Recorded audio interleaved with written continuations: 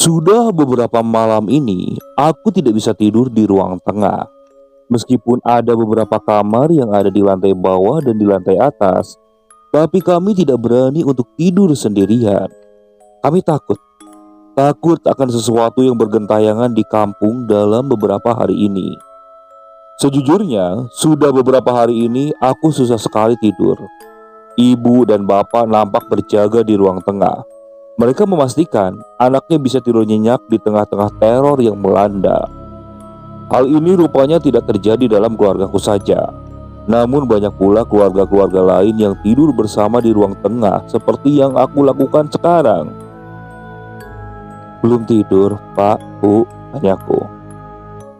Bapak saat itu hanya terduduk di kursi. Ia menatap ibu yang juga duduk dengan kedua matanya menatap ke arah jendela. Raut wajahnya terlihat pucat dan ketakutan. Mereka seperti khawatir akan keadaan anak-anaknya sekarang. Teror yang berlangsung selama beberapa hari ini membuat mereka harus berjaga setiap malam. Mereka tidak ingin kalau teror itu terus saja berlanjut, apalagi sampai mengganggu anak-anaknya. Ibu yang mendengarku berbicara, tiba-tiba ia menghampiriku. Di tengah-tengah ketakutannya, ia hanya tersenyum dan mendekat sambil mengusap-ngusap kepalaku saat itu. "Sudah, kamu tidur saja. Jangan takut. Ada ibu dan bapak di sini." "Bu, tutup telingamu. Cepat!" teriak bapak yang terlihat panik dan langsung mengakhiri pembicaraan ibu saat itu. Dia langsung menatap ke arah depan. Aku bisa melihat betapa raut wajah ketakutan bapak dan panik ketika berteriak kepada ibu dengan nada yang agak keras. Seketika ibu langsung melihat ke arah bapak. Tak lama kemudian, ia langsung mengangkat tangan sambil memelukku dengan perasaan takut yang ia rasakan pada malam itu. Aku bisa dengan jelas merasakan bagaimana tubuh ibu yang gemetar saat memelukku pada saat itu. Sedangkan bapak, dia langsung berdiri dan mematikan lampu ruang tengah. Sehingga rumah kini menjadi gelap gulita. Hanya lampu luar saja yang menyala terang. Sehingga terlihat bayangan lampu dari luar yang tembus hingga dalam rumah. Tak berapa lama kemudian, entah dari mana datangnya, tiba-tiba muncul suara seperti seseorang yang tercekik hingga napasnya seperti napas yang terakhir.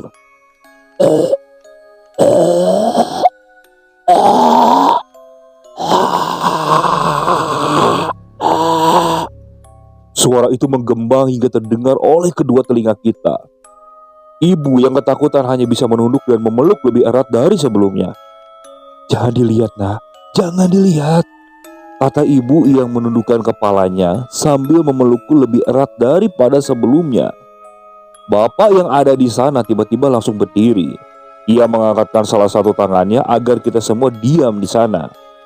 Dirinya langsung berlari ke arah pintu rumah, memegang gagang pintunya dengan erat dan memastikan pintu rumah terkunci rapat pada saat itu. Di tengah-tengah kepanikan tersebut, tiba-tiba dari arah luar rumah muncul sebuah bayangan yang melayang secara perlahan melewati rumah yang kita tempati pada malam itu. Bayangan itu melayang dengan suara yang sangat menyeramkan. Lampu 5 watt yang di tengah luar rumah membuat kita semua yang ada di dalam sana bisa melihat bagaimana bayangan itu melayang secara perlahan dengan kepalanya yang miring ke kiri. Aku sebenarnya tidak melihat hal itu. Ibu yang memelukku dengan erat tidak membiarkan aku melihat hal bayangan yang menyeramkan tersebut di luar sana. Hanya bapak yang melihatnya dengan jelas. Bayangan itu terus melayang secara perlahan. Bisa dengan jelas terlihat lidahnya menjulur keluar dengan suara yang terlihat seperti orang yang sedang dicekik, dan kepalanya miring ke arah kiri. Bapak dilanda ketakutan pada saat itu. Keringat dingin muncul dari dalam tubuhnya karena bayangan itu rupanya tidak hanya melintas saja, tapi dia tiba-tiba belok ke arah rumah, dan itu yang membuatnya semakin ketakutan. Tangannya semakin erat memegang gagang pintu yang ada di belakangnya. Tubuhnya menyender ke arah pintu agar pintu tidak bisa terbuka malam itu. Dan benar saja, bayangan itu mulai bergerak ke arah pintu. Dan tiba-tiba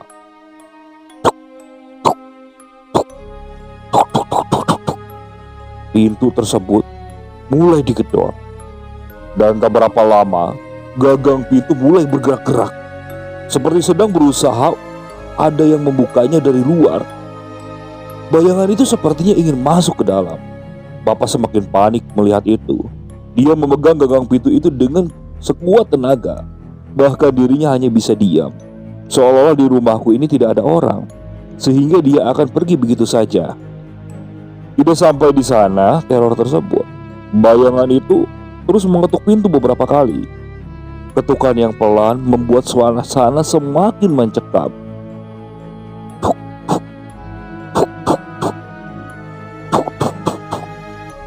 Bayangan itu mengetuk kaca rumah beberapa kali.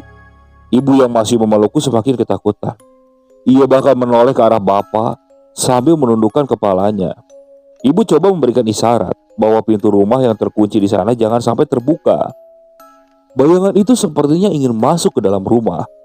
Setelah beberapa kali mengetuk pintu dan tak ada jawaban dari bapak yang ada di dalam, tiba-tiba ia mengeluarkan suara. Suara seperti seseorang yang sedang di penghujung ajal, sehingga kita tidak terlalu jelas ketika mendengar apa yang dia bicarakan. Pak, bisa minta tolong balikin posisi leher saya, Pak. Hal itu membuat kita semua langsung terdiam. Aku semakin ketakutan, bahkan aku tak bisa memejamkan mata. Aku menangis saking ketakutannya. Namun ibu dengan cepat menutup mulutku dan berkata, jika aku menangis dan dia mendengar bahwa ada orang di dalam rumah, maka dia akan memaksa masuk untuk meminta pertolongan kepada orang yang ada di rumah tersebut. Aku yang mendengar hal itu hanya bisa terdiam. Tetesan air mata yang sudah keluar kini dibiarkan begitu saja tanpa aku usap pada saat itu. Sejujurnya malam itu aku benar-benar merasakan suasana sangat mencekam. Suara dari bayangan itu terus saja menerus menghantui keluargaku malam itu. Hingga akhirnya sekitar 15 menit berlalu, bayangan itu sepertinya sudah pergi meninggalkan rumah. Karena sudah beberapa kali mengetuk pintu dan meminta pertolongan, ia akhirnya menghilang begitu saja. Dan hal itu membuat bapak dan ibu merasa lega. Bapak yang memastikan bahwa bayangan itu sudah menghilang, kini langsung mendekati ibu yang masih memelukku. Ia berkata bahwa semuanya sudah aman, dan aku sudah bisa tertidur kembali bersama ibu di sana. Sedangkan bapak, dia masih harus berjaga-jaga. Hingga ia tak ikut tidur pada malam itu. Dirinya takut kalau bayangan itu akan kembali dan melakukan hal serupa ketika kita semua tidur terlelap di ruangan tengah pada malam itu. Kampungku benar-benar dilanda ketakutan pada saat itu. Apa yang terjadi di malam itu kini menjadi pembicaraan ibu-ibu di kampung. Bahkan bapak-bapak yang bekerja sebagai petani pun membicarakan hal tersebut pada para petani yang lainnya di sawah. Semuanya bermula ketika ada seorang yang bergantung diri akibat asmara terlarang di kampung. Sehingga hal tersebut membuat semua warga terkena imbasnya. Orang itu adalah seorang pemuda yang masih ada kerabatan dengan keluargaku. Dia menjalin hubungan terlarang dengan seorang istri yang ditinggalkan kerja oleh suaminya sebagai supir bus. Dan rumahnya masih satu kampung juga denganku. Mereka yang menyelubungi asmara terlarang itu tiba-tiba melakukan hal tidak senonoh di salah satu tempat wisata yang letaknya tak jauh dari kampung yang menjadi tempat tinggal kita. Tempatnya yang sejuk dan juga banyak sekali pepohonan yang rimbun membuat mereka meluapkan nafsu liar mereka di sana. Bahkan 1 atau 2 kali mereka melakukan hal tersebut. Sebut saja nama wanitanya adalah Eneng dan pemudanya bernama Haan. Mereka itu kerap kali melakukan hubungan tersebut di tempat itu. Eneng yang sering ditinggalkan oleh suaminya yang bekerja sebagai supir bis pariwisata membuat hasratnya terpendam begitu lama, sehingga hal itu dilampiaskan kepada Aan yang mengambil kesempatan dari hal tersebut. Hingga akhirnya semua pun terbongkar. Tepat ketika bus pariwisata yang dikemudikan oleh suaminya mengantarkan para tamunya ke tempat wisata yang ada di dekat kampung. Kemungkinan saat itu hubungan itu memang sudah diketahui, karena ketika sedang menurunkan para penumpang, kenek dari bus itu melihat Neng bersama Aan masuk ke tempat wisata tersebut. Kenek itu langsung memberitahukan suaminya, sebut saja namanya Dudu, dan memastikan bahwa apa yang dia lihat adalah istrinya sendiri. Dudu dan kedua keneknya akhirnya mengikuti Neng dari belakang, dan di sana dia baru mengetahui bahwa mereka berdua melakukan hal yang tidak seharusnya di balik pohon besar yang ada di tempat wisata tersebut. Saat itu juga mereka langsung memergokinya, dan kedua kenek yang Dudu bawa langsung menyeret Aan dari tempat tersebut. Bahkan Aan sempat dipukuli beberapa kali atas apa yang dia lakukan di sana. Aku masih ingat, Aan yang ketahuan mempunyai hubungan dengan istri orang langsung dibawa ke rumah. Bapak saat itu selaku RW di kampung menjadi penengah akan hal itu. Apalagi Aan masih ada hubungan kekerabatan, sehingga Dudu langsung membawanya ke rumah. Aku yang baru saja pulang sekolah melihat rumahku kini ramai. Para warga dan tetangga kini berkumpul di dalam rumah seperti ingin mencari tahu apa yang sebenarnya terjadi. Di sana, aku melihat Aan, Neng, juga Dudu yang duduk di hadapan bapak dan ibu.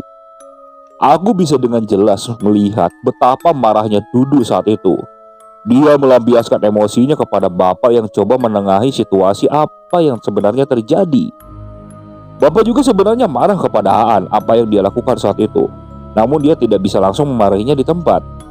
Keluarganya merupakan seorang TKI di Timur Tengah, sehingga Aan ini hidup sendirian di kampung. Bapak tak ingin membuat keluarganya khawatir atas masalah yang ditimbulkan oleh anaknya. Apalagi Dudu sudah berencana membawa kasus ini ke ranah hukum, sehingga hal itu membuat Aan dan Neng semakin ketakutan atas apa yang dia lakukan. Jadi bagaimana? Apa yang harus aku lakukan sebagai RW dan kerabat dari anak ini agar kamu bisa memaafkan dia? Apalagi kan ini istri kamu. Tidak mungkin kamu menjebloskannya ke penjara juga kan? Tanya bapak kepada Dudu yang masih marah atas hal tersebut. Bapak coba menjadi penengah akan hal itu. Dudu yang mendengar hal tersebut dari bapak kini terdiam. Ia seperti memikirkan atas apa yang bapak katakan. Sesekali dia melihat ke arah Aan dan juga istrinya yang hanya tertunduk akibat malu di depan suaminya. Ya sudah, kalau misalnya bisa diganti rugi oleh uang, aku ingin minta ganti rugi, kata Dudu dengan nada emosi. Bapak kembali menengahi Dudu. Ia bahkan mengangkat tangan agar nada bicara Dudu bisa lebih tenang, tidak diliputi oleh emosi yang memuncak. Bapak berkata kepadanya, berapa yang harus dia siapkan agar dia tidak mengungkit lagi hal tersebut. Lalu Dudu menjawab, saya ingin 30 juta tunai dan besok harus ada. Jika tidak, saya akan membawa hal ini ke ranah hukum. Dudu yang sudah marah tiba-tiba pergi setelah berkata seperti itu. Urat-urat dari wajahnya terlihat jelas. Dia pergi meninggalkan istrinya dan Aan masih terduduk di sana. Hal itu tentu saja menjadi pembicaraan bagi keluarga. Bapak benar-benar marah apa yang dilakukan oleh Aan. Saya yang ikut atas pembicaraan saat itu memahami dan tidak bisa melakukan apa-apa ketika melihat bapak marah besar. Begitu juga dengan ibu dan para kerabat yang berkumpul di sana. Mereka tak bisa menenangkan amarah bapak yang diluapkan kepada Aan yang ada di rumah. Jadi sekarang kita harus bagaimana, Pak? Uang 30 juta itu, kalau misalnya kita mengumpulkan uang dari keluarga dan keluarga kita itu gak akan cukup, ucap saudara dan yang lainnya yang berkumpul di sana. Bapak langsung terdiam. Kini dia hanya bisa menunduk. Meskipun dia kesal dengan Aan, namun dia tidak bisa membiarkan Aan masuk penjara atas apa yang dia lakukan. Coba kita hubungi Pak Haji. Siapa tahu dia ada uang segitu. Biar sawah yang ada di belakang kampung digadaikan saja. Nanti kita akan bayar dengan mencicilnya pada Pak Haji, agar terjadi cepat beres lah, kata bapak yang coba memberikan jawaban atas pertanyaan saudara-saudara yang lain. Pertemuan itu akhirnya selesai di jam 11 malam. Semua keluarga dan kerabat yang hadir termasuk Aan akhirnya membubarkan diri setelah sepakat atas usulan bapak. Bapak selaku RW dan kerabat dari Aan merasa bertanggung jawab atas apa yang dia lakukan. Bahkan dia berencana untuk memberitahu keluarganya yang ada di Timur Tengah setelah semuanya ini selesai. Tak terasa waktu pun sudah berlalu. Satu hari setelah kejadian itu, akhirnya Bapak mendapatkan kabar baik di pagi harinya setelah dia berangkat ke rumah Pak Haji yang letaknya berada di depan kampung. Dia yang mengetahui kejadian kemarin menerima surat tanah yang Bapak gadaikan. Namun dia berkata bahwa uang 30 juta yang dijanjikan akan adanya siang hari, karena dia harus ke bank terlebih dahulu yang jaraknya lumayan jauh dari kampung. Tentu saja hal itu menjadi kabar gembira bagi Bapak. Dirinya merasa lega, apalagi Pak Haji masih memperbolehkan Bapak untuk menggarap tanahnya dan mengambil hasil pertaniannya, meskipun surat tanahnya ada pada dirinya.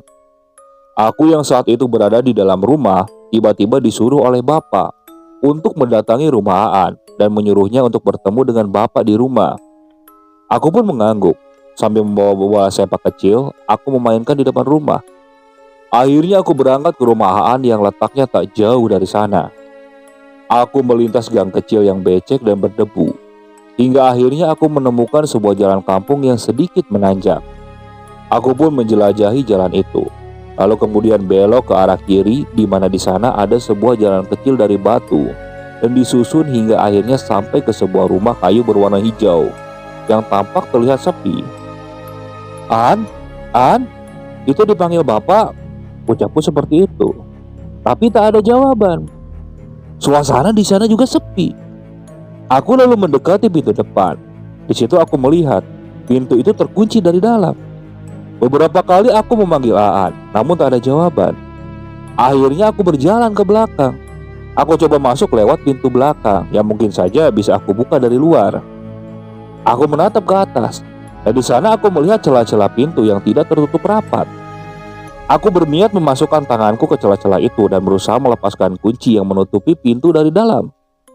Akhirnya aku mengambil kursi kecil yang ada di depan rumah. Lalu tak lama kemudian, aku simpan kursi kecil itu di depan pintu belakang dan akhirnya aku naik ke kursi tersebut. Aku coba menggapai sebuah lubang kunci yang ada di atas sana, dengan harapan aku bisa membuka kuncinya. Nah, ketika aku masuk, dan di sana secara tidak sengaja aku melihat dari lubang kecil itu. Tiba-tiba aku kaget dan jatuh. Di sana aku melihat dari lubang kecil itu terlihat ada sebuah tali jemuran panjang yang menggantung ke langit-langit dapur.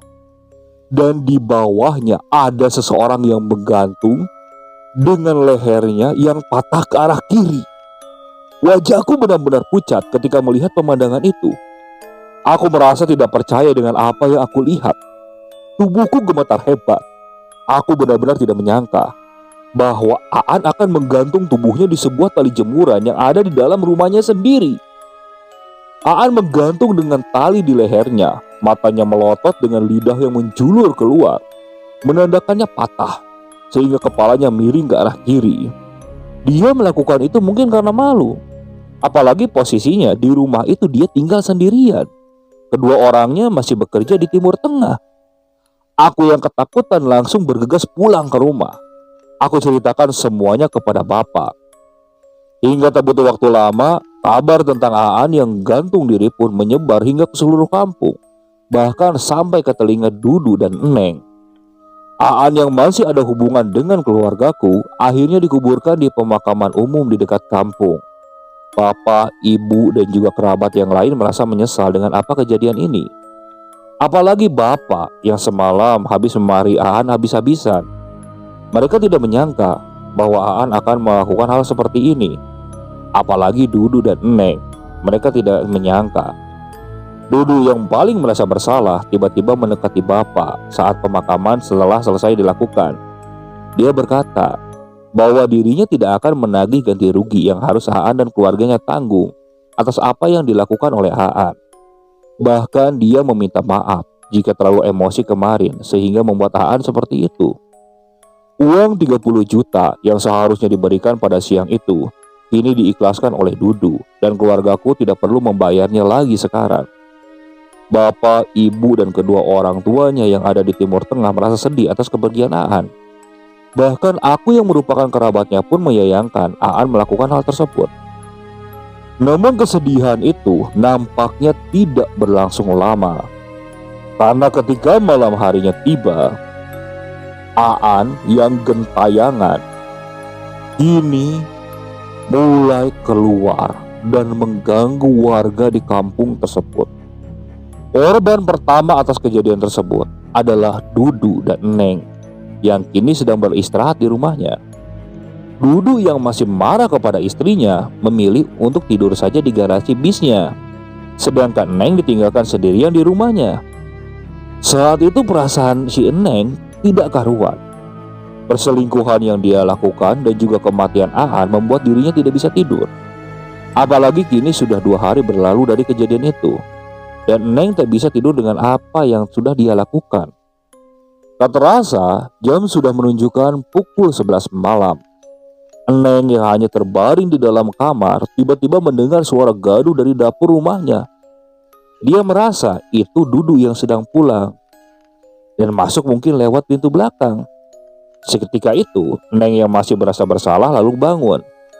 Dia ingin berdekatan dengan suaminya, hatinya masih tidak karuan, sehingga ia ingin minta maaf kembali atas apa yang dia lakukan sewaktu suaminya tidak ada.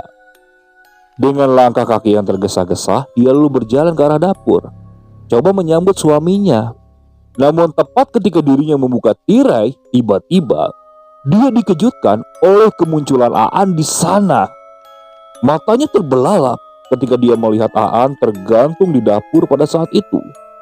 Posisinya sama seperti yang dilihat waktu aku pertama kali menemukan Aan. Lidahnya menjulur, kepalanya miring ke kiri, lalu ada bekas ikatan tali di lehernya. Bahkan matanya melotot tajam. Mata ini terlihat bergerak memandangi Neng yang pada saat itu berdiri tak jauh dari sana. Tubuh Neng mendadak kaku, seperti ketakutan. Apalagi melihat Aan muncul dengan wujud seperti itu. Dan tiba-tiba Aan bersuara seperti dirinya hendak meregang nyawa.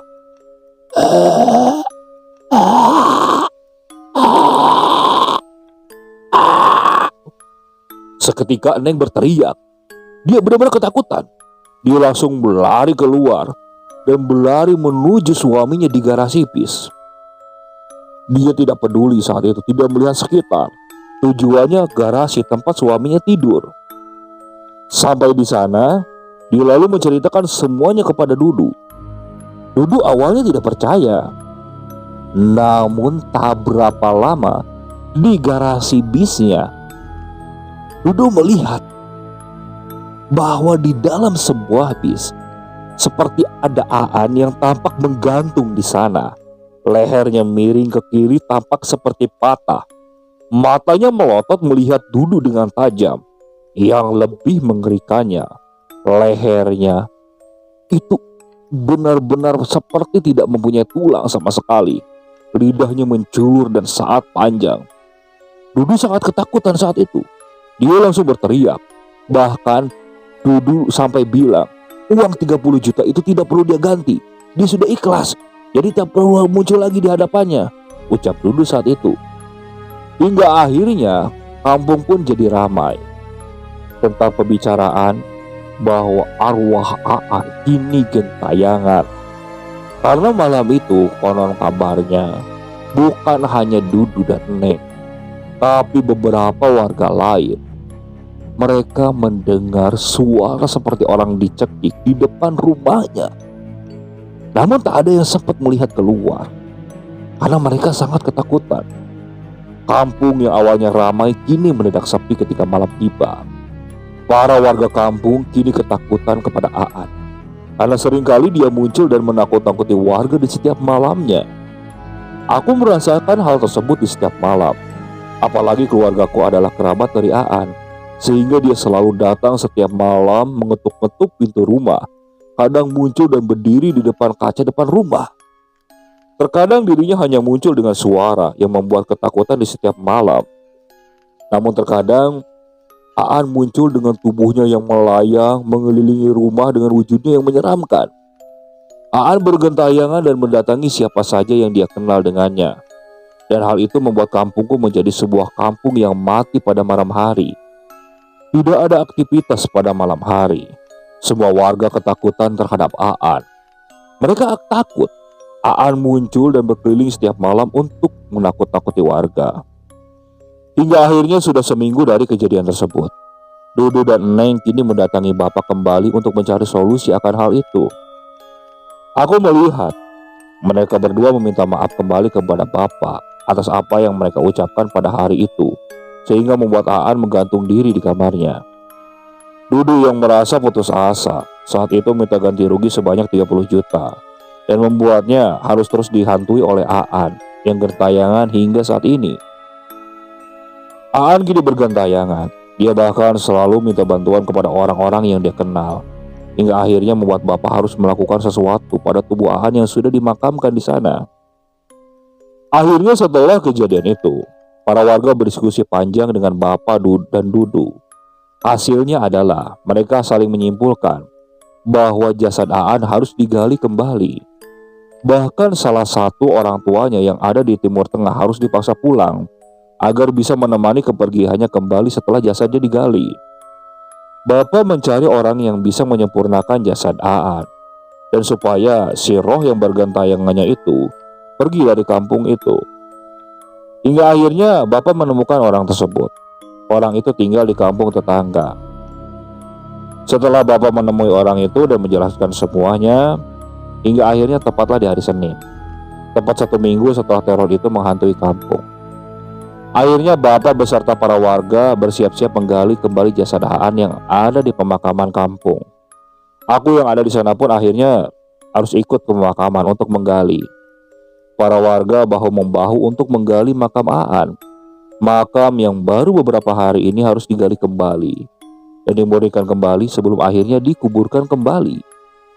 Terlihat orang tua Aan yang baru saja pulang dari Timur Tengah kini menyaksikan makam anaknya digali kembali. Air mata kesedihan terlihat olehnya. Aan yang ditinggalkan beberapa tahun di kampung kini harus ditemui dalam keadaan tidak bernyawa. Jasad yang sudah dikuburkan akhirnya diangkat kembali. Seketika bau busuk tercium oleh semua warga yang ada di sana. Aku yang membantu hal tersebut pun langsung menutup hidung saking baunya jasad tersebut. Jasad itu pun akhirnya dibawa kembali ke rumahnya yang ada di kampung. Nampak di sana sudah ada Dudu dan Neng yang menunggu jasad Aan. Mereka berdua ingin menyaksikan prosesi pemurnian jasad Aan agar tidak bergentayangan kembali di kampung. Aku tidak tahu tahap prosesi pembersihan jasad Aan itu seperti apa, karena prosesi itu tertutup bagi warga dan hanya orang-orang tertentu saja yang diperbolehkan mengikuti acara pembersihan jasad Aan.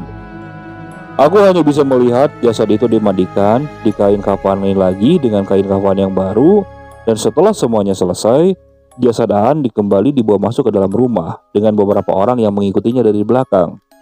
Aku hanya duduk di luar saat itu, namun dari luar aku bisa mendengar ada suara doa-doa yang dipanjatkan.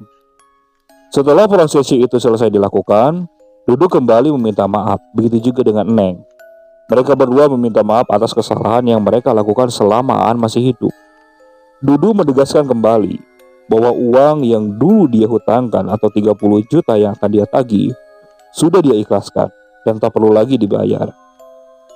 Setelah prosesi itu selesai, akhirnya Aan kembali dikebumikan. Namun kali ini kuburannya dipindahkan agak jauh dari kampung. Namun saat itu ada satu syarat yang harus kita lakukan oleh semua. Setelah jasad Aan dikebumikan, kuburannya itu harus dijaga dari siang sampai malam selama 7 hari 7 malam berturut-turut. Saat itu aku, bapak, Dudu, dan beberapa warga lain membagi sip. Kita saling bergantian menjaga kuburan Aan.